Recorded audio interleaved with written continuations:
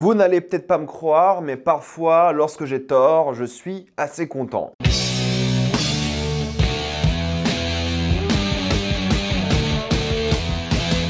Star Wars Acolyte, épisode 1 et 2. Comme d'habitude, jusqu'à la minute indiquée dans le titre de la vidéo, il n'y aura pas de spoilers, parce que vous êtes tranquille, après on va tout spoiler. Star Wars Acolyte est l'histoire d'une jeune femme qui a quitté l'Ordre Jedi, mais qui est aujourd'hui accusée à tort de plusieurs crimes. En effet, l'Ordre Jedi pense qu'elle a tué plusieurs maîtres, mais ceci n'est pas vrai et elle doit prouver son innocence. Pour le faire, elle va rejoindre une équipe de Jedi afin de traquer le vrai assassin. Il y a quelques années, lorsque la série avait été annoncée, j'étais super chaud. J'étais grave content, je trouvais que c'était une bonne idée, et lorsque les bandes annonces ont été diffusées, ça m'a un petit peu refroidi. J'avais l'impression de voir une énième série Star Wars sans intérêt, mais aujourd'hui les deux premiers épisodes sont sortis et on va en parler. Mais avant, j'aimerais remercier le partenaire officiel de cette vidéo, CyberGhostVPN et ses 38 millions d'utilisateurs et presque 5 sur 5 sur Trustpilot. Vous les connaissez, ils me permettent de faire plus de vidéos et de manière plus qualitative, mais surtout c'est un service que j'utilise et qui est super utile. En effet, prenez un VPN dans n'importe quel pays en dehors de la France, ça peut être la Belgique, la Suisse ou n'importe quel pays européen, car ils ont souvent la VOSTFR et la VF pour ceux que ça intéresse, mais vous pouvez aller au-delà avec le Canada, les États-Unis, le Royaume-Uni, peu importe. On a l'un des pires catalogues streaming au monde, ce n'est pas une blague. Pour vous donner quelques exemples, c'est simple, sur Netflix, il y a déjà Godzilla Minus One, l'un des meilleurs blockbusters de ces dernières années. Il y a des films sympathiques comme Tout sauf toi, il y a des nanars à regarder comme Madame Web, et vous avez même l'une de mes séries préférées de ces dernières années, Scavenger Reign, qui vient d'arriver sur la plateforme. D'autres exemples, Disney+,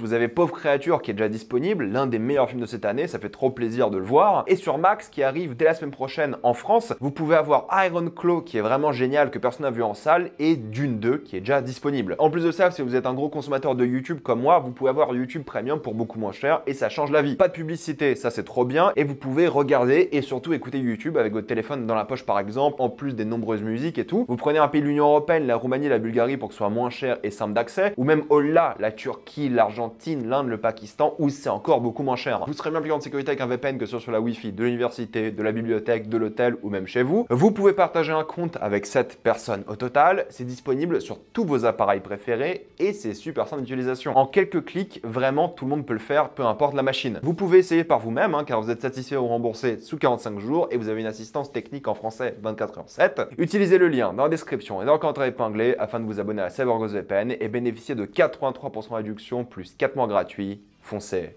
sur l'offre. Bienvenue dans la première série Star Wars sans aucun homme blanc. C'est parti. Ouais, c'est une blague évidemment, on n'en a rien à battre, mais j'ai vu tellement de gens s'énerver sur les réseaux déjà du wokisme de cette série parce qu'il n'y a pas un seul acteur homme blanc en rôle principal ou secondaire qu'il fallait que je commande dessus pour dire à quel point c'était stupide et ridicule, surtout vu le casting qu'on a. Star Wars Acolyte est le premier contenu live action de Star Wars, film ou série, qui ne se passe pas durant la saga Skywalker. Dieu merci, enfin bordel. Alors oui, c'est pas Knights of the Old Republic, mais c'est 100 ans avant les événements de la menace fantôme, et ça se ressent parce qu'ils ont vraiment pris l'ambiance et l'esthétique de la prélogie, et ils veulent vraiment y donner une esthétique très cinéma. Premièrement, ça m'a surpris, mais la série commence avec un texte bleu, comme tous les films Star Wars. Il n'y a pas le fameux générique et crawl comme d'habitude, mais il y a le texte bleu, avec la caméra qui va ensuite vers le bas pour montrer la planète. Le format de l'image aussi, c'est un format cinéma, c'est du 2:39, donc sur votre télé, vous allez avoir des bandes noires en haut et en bas, c'est le format cinéma. En plus de ça, il y a des transitions dignes de la saga de la prélogie, les fameuses transitions qu'on appelle PowerPoint aujourd'hui. Et ça ressemble beaucoup à la prélogie parce que c'est les Jedi au sommet de leur art, sans aucun problème, ils règnent sur la galaxie, et moi ça me faisait un petit peu peur. Putain, je commence la série, je me dis ok, ça ressemble beaucoup à la prélogie, mais moi je déteste la prélogie. Et je me suis dit ok, ça va pas être possible, je vais détester cette série aussi. Parce qu'on passe du temps sur Coruscant, il y a la Fédération du Commerce qui est là, c'est pris de la prélogie aussi. J'ai commencé à paniquer pour de vrai, et puis l'épisode s'est vraiment bien lancé. On est vraiment face aux Jedi qui dominent la galaxie, et je trouve que c'est assez intéressant ce qu'ils font parce qu'ils prennent forcément les codes de la prélogie concernant les Jedi. Il y a pas mal de leçons déjà qui sont données par rapport à la Force, par rapport à l'identité même des Jedi. Ils redéfinissent un peu certains termes, mais je trouve que c'est assez intéressant et à la fois nouveau et respectueux de ce qui se fait dans la saga. Moi, le choix qui m'a toujours énervé dans la prélogie, c'était de rendre ces Jedi comme des moines sans émotion, sauf la compassion. J'ai toujours trouvé ça très déshumanisant et inintéressant. Et là, j'avoue que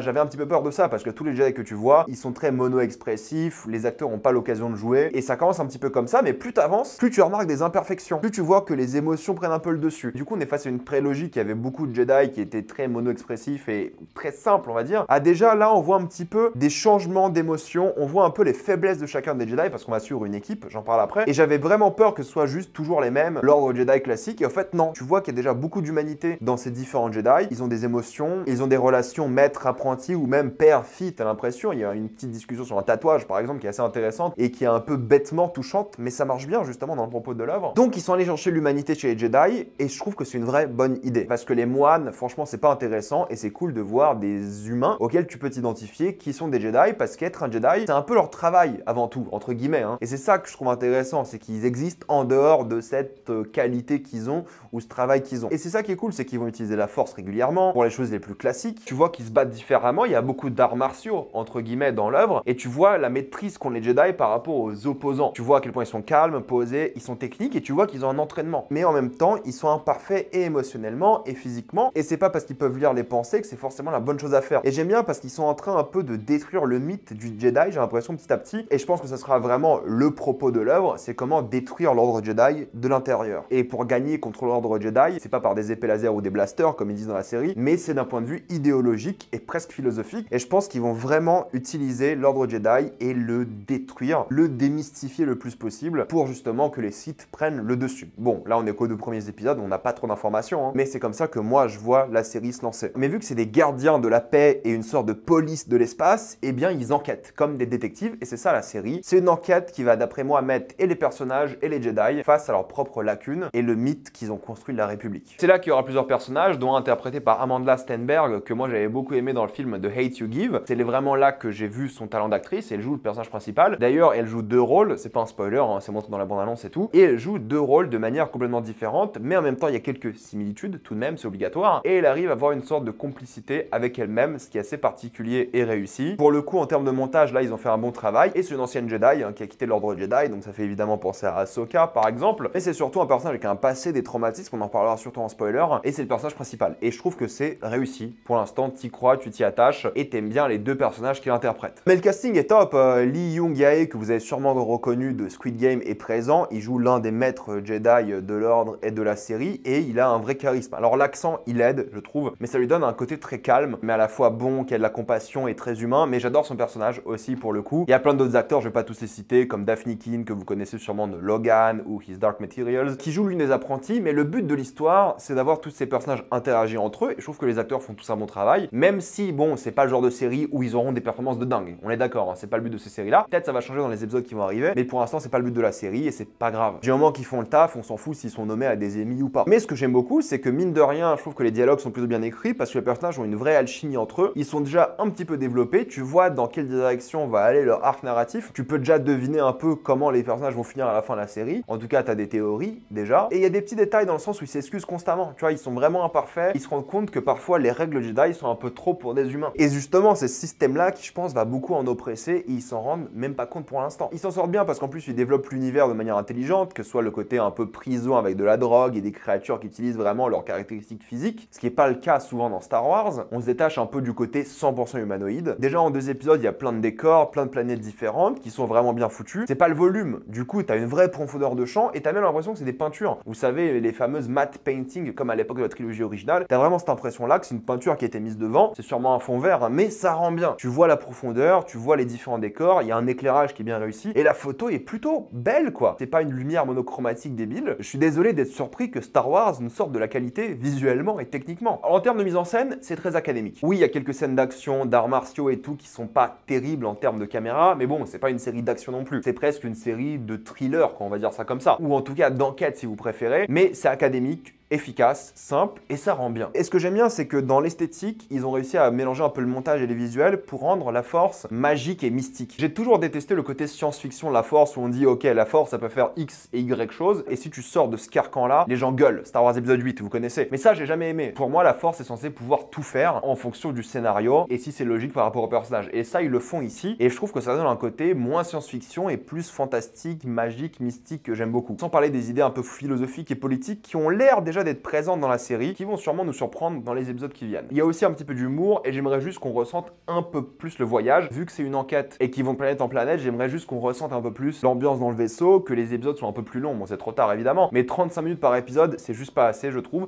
J'aimerais qu'on passe plus de temps à interagir avec les personnages et qu'ils soient développés et qu'on ait des moments de break de planète en planète et que chaque excursion dans une planète soit une vraie excursion avec un temps de voyage entre les deux pour mériter et donner cette impression d'aventure galactique. Parce que visuellement, c'est pas mal et les effets spéciaux sont très bien aussi. Pour conclure, pour l'instant, on a une série qui se concentre sur les personnages, sur les traumatismes, sur leur passé, sur leurs relations, sur une philosophie de vie, donc ça c'est intéressant, sur de la politique aussi un petit peu. Il y a moyen que la série nous surprenne vraiment dans les épisodes qui viennent. Ouais, c'était bien, mais trop court, 35 minutes, un peu timide en termes de mise en scène, mais il y a le budget, il y a le talent, il y a l'acting, il y a l'intrigue, il y a les personnages, t'es déjà dedans quoi. Dès le premier épisode, t'as envie de les enchaîner, mais c'est juste trop court. 2 épisodes, ça dure 1h05 avec les génériques et tout, c'est juste pas possible. On va se taper 4h30 de contenu sur 8 épisodes, c'est vraiment décevant. Encore une fois, le problème des séries Star Wars, après si c'est bien, si c'est équilibré, pourquoi pas. Je sais pas si j'en parlerai chaque semaine, à voir, mais pour l'instant, je suis convaincu. C'est le Star Wars que j'aime, j'ai reconnu l'univers que j'aime, avec l'ambiance de la prélogie dont je suis pas forcément fan, mais qui m'a convaincu ici. Il y a une enquête intéressante, un cœur émotionnel qui a l'air vraiment bien établi. Ça fait très Star Wars, je trouve, pour le coup, et Leslie Headland, qui est donc la showrunner de la série, a aussi réalisé les 2 premiers épisodes, et pour l'instant, elle se débrouille bien. Je la connaissais juste de Poupée Russe qu'elle avait faite, qui était vraiment pas mal aussi. Donc pour ceux qui en ont marre de Star Wars,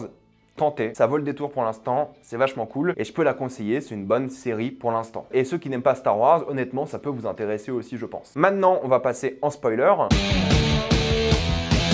J'ai pas envie d'entrer trop dans les détails, en parler trop non plus de ce qui se passe en spoiler parce qu'on a vraiment pas beaucoup de contenu pour le coup, mais c'est vrai tout de même que tu vois un peu les arcs se dessiner. Tu vois déjà la relation entre les 2 personnages principaux, donc les 2 jumelles. Tu vois qu'il y aura une confrontation entre les 2 et que l'une des 2 va ou mourir ou elles vont rejoindre et faire équipe parce que je vois pas la série avoir les 2 actrices constamment ensemble. Une va y passer. On sait pas encore laquelle pour l'instant, sûrement la méchante entre guillemets, mais tu vois qu'il y aura une confrontation et que l'une des 2 va y passer. Mais t'as envie de savoir pourquoi il y a cette confrontation. Pourquoi elles se sont séparées, pourquoi est-ce qu'il y en a un qui pensait qu'elle était décédée, l'autre pas, pourquoi l'une a quitté l'ordre Jedi, quels sont leurs traumatismes d'enfance, est-ce qu'elles ont le même traumatisme, t'as l'impression que oui vu comment elles parlent dans la série, pourquoi tuer ces 4 maîtres Jedi spécifiques, pourquoi est-ce qu'elle sent que ces Jedi ont échoué, et Carrie-Anne Moss qui s'est fait tuer au début du premier épisode va évidemment revenir. Pourquoi est-ce que je le sais, c'est qu'il y aura forcément des flashbacks et on a déjà des images d'elle dans d'autres scènes. Donc on va vivre je pense les traumatismes de ce personnage. Mais ce qui est intéressant c'est que justement elle ne veut pas juste assassiner ces Jedi, elle veut les tuer en les combattant à la loyale, elle ne veut pas les poignarder dans leur dos, elle veut respecter son honneur à elle de une, ou pour se prouver quelque chose, ou pour son ego, ou on n'en sait rien tout simplement. Peut-être c'est les instructions qu'elle a reçues, mais c'est pas juste quelqu'un de lâche, elle veut mériter ses victoires et je pense que ça sera vraiment une porte d'entrée vers sa psyché. Il y a tellement de questions à se poser. Qui est ce mystérieux Sith à la fin? Si c'est Darth Plagueis, je vais péter un câble ou une connerie comme ça va nous saouler tous. Ça va être insupportable parce qu'ils vont forcément le raccrocher à la prélogie. Peut-être pas en saison 1, peut-être en saison 2 ou 3, mais pour moi à la fin de la saison, on sait qui est ce mec et c'est forcément lié à la prélogie. Ou en tout cas, ça va essayer de raccrocher les wagons le plus possible. Est-ce que ça me dérange? Pas spécialement, mais j'espère juste que ça sera bien fait. Mais en tout cas, le plan du méchant me donne envie de savoir qui il est. Pour l'instant, l'idée de faire une guerre psychologique et philosophique, c'est très intéressant. Et puis j'ai envie de voir les relations se développer entre tous les personnages, parce qu'il y a vraiment des choses à faire, et voir qui va un peu succomber, et comment justement ce site-là va réussir à manipuler les gens. Genre ce mec-là, un peu trop instable, t'as l'impression. Donc peut-être il va rejoindre le site, on sait pas. On va clairement en apprendre beaucoup plus sur tous les membres de l'équipe, il y aura pas mal d'actions aussi je pense, mais ce qui m'intéresse moi c'est les personnages, c'est l'enquête, et ça m'a donné envie, et c'est rare que j'ai envie d'aimer du Star Wars, vous me connaissez. Je suis l'aigri ultime concernant Star Wars, mais là franchement je suis convaincu.